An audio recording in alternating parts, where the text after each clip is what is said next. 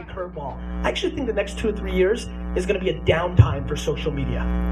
I actually think the next 2 or 3 years are going to look a lot more like the internet looked in the years 2000 to 2003, when there was so much hype over it and so many dollars thrown into it that when it wasn't, basically executing on that promise, when pets.com wasn't putting everybody out of business, when all these dollars that people put in weren't returning, people started questioning if it had true ROI.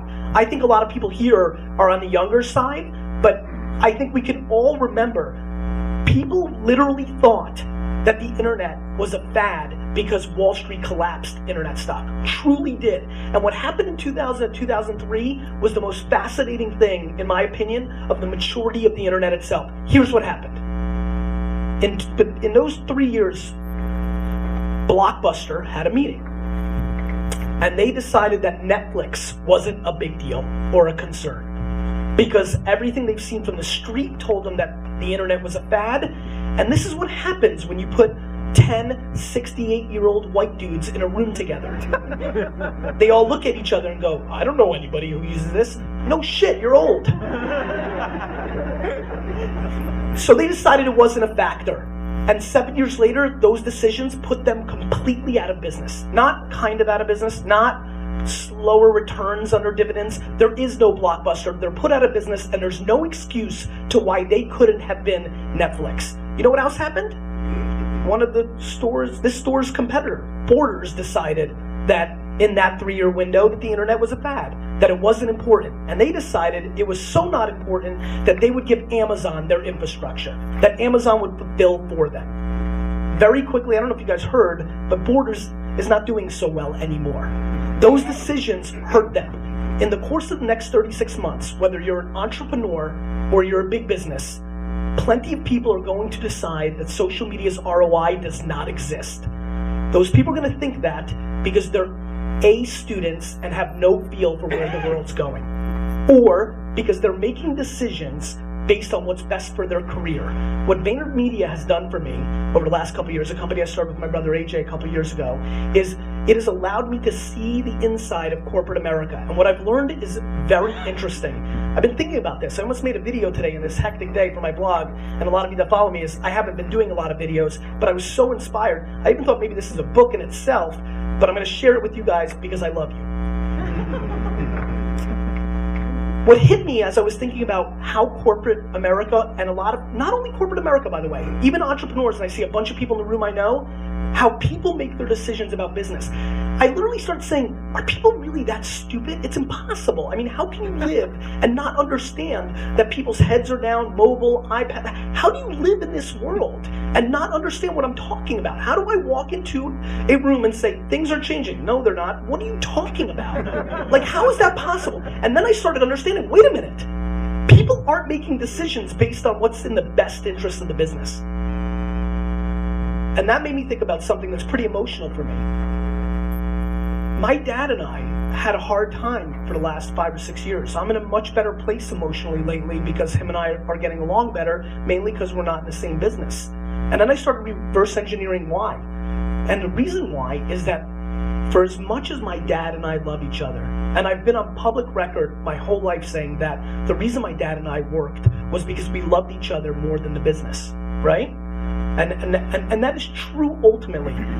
But I was walking down the street today and I realized something, that my dad and I, for the 12 years that we worked together, every decision we made, every time, every single time, was in the best interest of Wine Library. It came out of our expense, out of our blood, out of our pockets, out of our expense. No vacation time, nothing. Every decision we ever made was in the best interest of the business.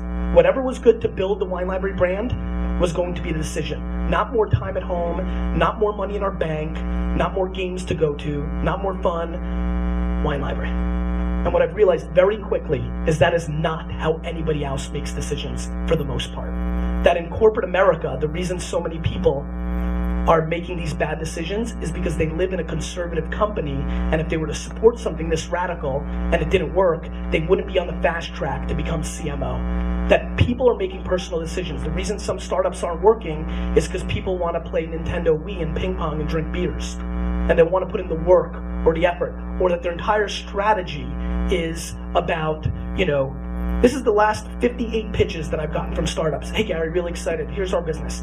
We're kind of like a mashup of like Foursquare meets Quora with a little bit of like Twitter on top of it. And then the next thing they say to me is, and really cool, we've got Dave McClure and Chris Sacca committed. And the third thing they say to me is, and TechCrunch and Mashable is gonna write about it. That's what I hear about. And the only two things I care about when I meet with a startup or any business is what problem are you looking to solve? And number two, which I never hear, the smart ones tell me the problem they're looking to solve. Number two is, do you care about your end user? Here's what I think about the thank you economy. I think that when Eric Schmidt the other day said more content is being produced in 48 hours than from the beginning of time until 2003, it answers two very important questions. One, no wonder all our kids are ADD. And two, nothing is going to break through because there's so much being created. From the beginning of time till 2003, that's a long ass time. From when cavemen were hitting like chicks in the head and grabbing them by the hair till 2003.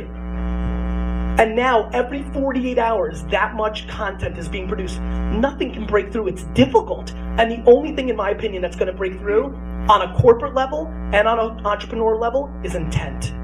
I am convinced that every person that's standing here, and there's a lot of you now, and I appreciate that your bullshit radars are much better than anybody gives credit to. All these marketers think they're so smart. You know why they thought they're so smart? Because there wasn't Twitter to tell them they were dumb. How the Super Bowl commercial guys feels this Super Bowl. Nobody liked anything. You know why? Because it all sucked. And they found out about it quickly, and instead of coming back and patting themselves on the back and saying, oh, I laughed, yeah, awesome. They know that hundreds of people told them it was ridiculous, it sucked, and didn't mean anything. Because nobody ran an ad, and I'm thrilled because my book was coming out, and one of my biggest chapters is, I love traditional media. As a matter of fact, AdStruck is in the house, I say to them, you're gonna see tomorrow a bunch of, in the streets of New York, a bunch of signs, on the poles, on the phone booths. But here's what the ad says. The ad says, what's the ROI of your mother? And then it has a phone number for you to call me to talk to me. That's not scalable in most people's minds. Most of New York hopefully will be calling my cell phone starting tomorrow. Now I use the Google Voice number so they don't have my real I'm not that silly. But I'm going to be in the airport. I'm going to be flying to South by, and my phone's going to ring, and it's going to say book ad, and I'm going to answer. I'm going to say hello. So far, I've gotten a couple calls. Everybody hangs up because they're scared because they don't think a real human being is going to be on the other end. That's what we've been trained to do. If you understand business, you understand it goes through ups and downs. We have just lived through the big box era, the domination of the Walmarts and the Targets and the Best Buys. I firmly believe that we are going back to old school rules, small town rules, the way your butcher and your little local store florist, when you walked into the shop, they knew who you were. The butcher was already cutting up the meat the way you liked it because that was their only competitive advantage, and they knew everybody. We lived in a small world. What all these products have done, what the web is evolving into, not Facebook, not Twitter, not Yobongo, what the web is developing into, it's maturing. It's 17 years old now. It hasn't been that long. It's just starting.